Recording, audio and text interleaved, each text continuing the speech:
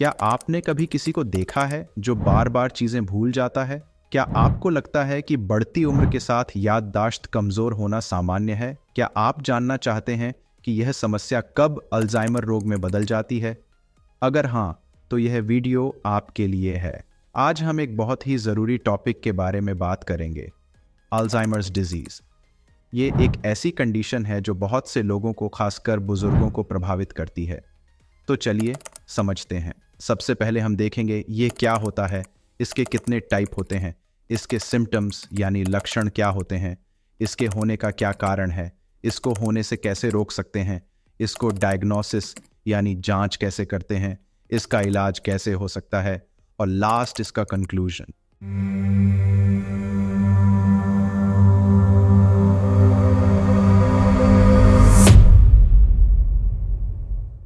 आइए सबसे पहले जानेंगे अल्जाइमर्स डिजीज क्या होता है। चलिए देखते हैं।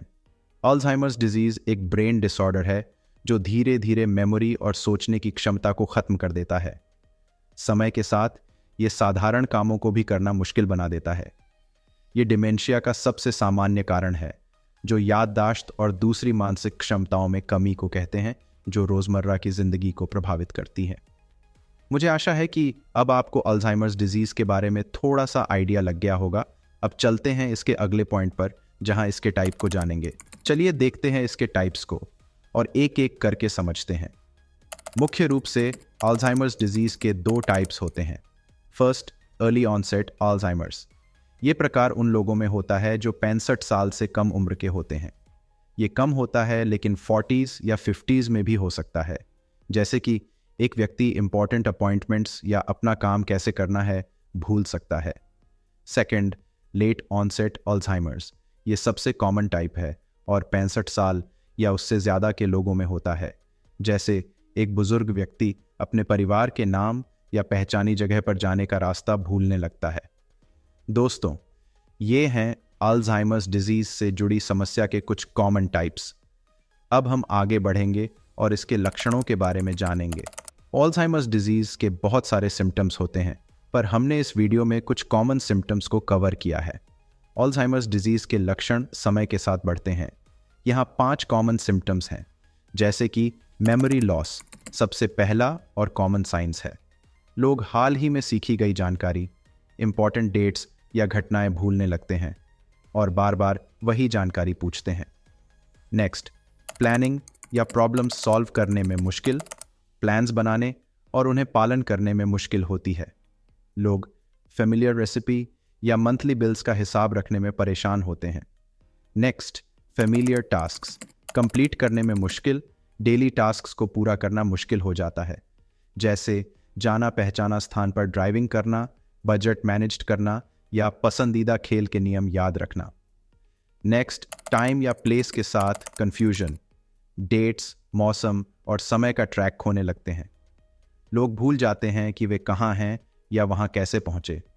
नेक्स्ट, मूड और पर्सनैलिटी में बदलाव, मूड और पर्सनैलिटी बदलने लगती है। लोग कंफ्यूज्ड, सस्पिशियस, डिप्रेस्ड, फियरफुल या एंग्शियस हो सकते हैं। घर पर, दोस्तों के साथ या कंफर्ट जोन से बाहर आसानी से अपसेट हो सकते हैं। तो दोस्तों, ये थे अल्जाइमर्स डिजीज के कुछ कॉमन सिम्टम्स। अगर आपको कोई और सिम्टम्स के बारे में जानकारी है तो उस सिम्टम्स को कमेंट बॉक्स में लिखें। तो अब नेक्स्ट पॉइंट की तरफ चलते हैं, जहां जानेंगे इसका होने का क्या कारण है। चलिए देखते हैं।